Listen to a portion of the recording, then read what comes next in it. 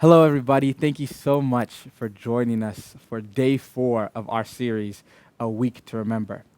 Today's devotional thought will be entitled, The Moment. The Moment.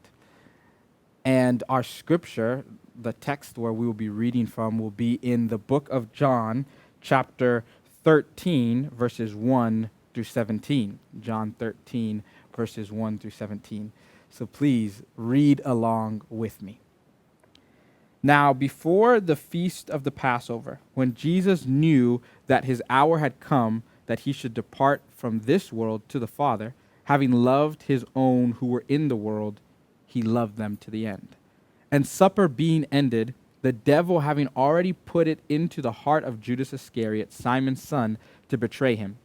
Jesus, knowing that the Father had given all things into his hands, and that he had come from God and was going to God, rose from supper and laid aside his garments, took a towel, and girded himself.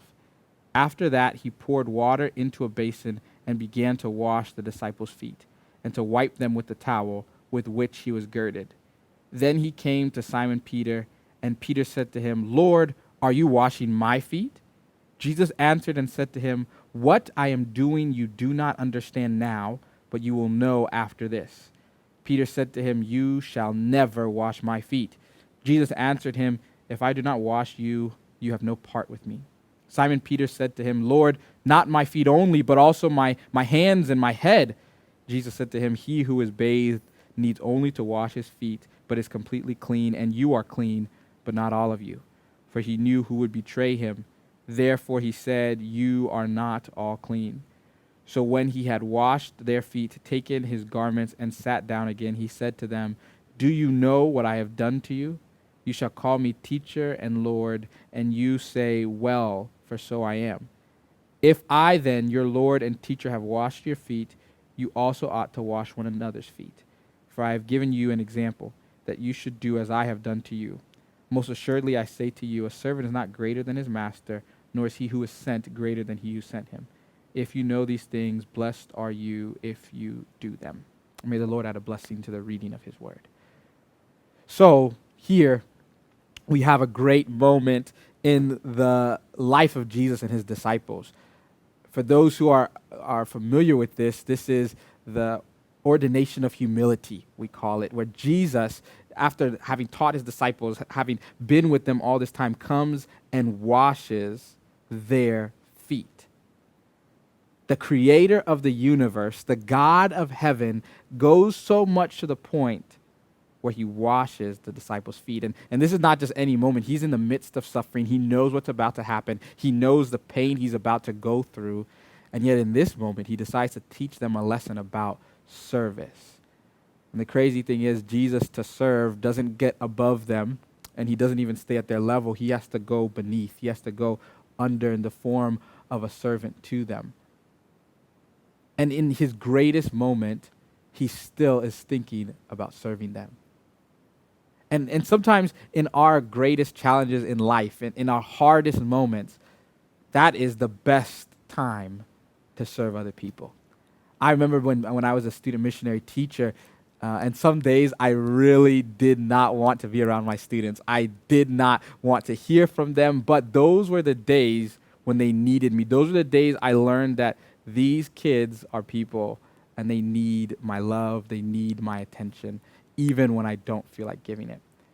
And we find ourselves in a time when we can be concentrated on ourselves, when we're going through tough moments.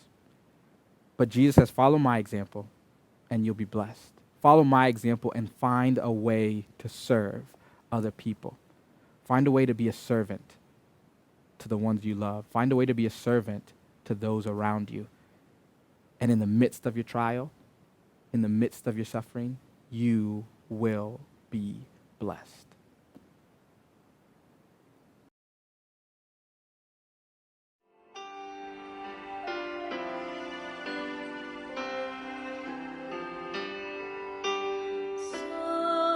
Salvador, a ti me rindo, obedezco solo a ti.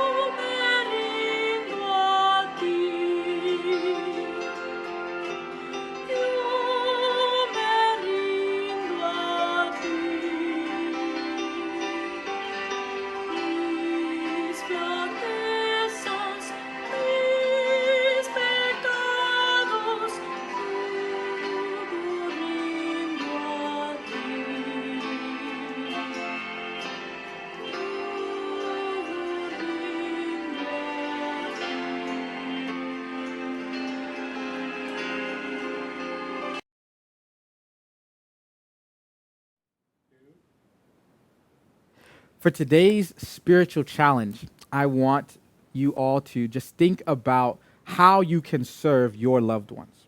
What is something that you can do right now for the people that you happen to be surrounded with, or even people that you're thinking of, to serve them in the midst of this time and be blessed by God? Also, for the kids and those young at heart, I would also love for you guys to think of what can you do around your house, what can you do around your home to help your parents, to help the people that you are with.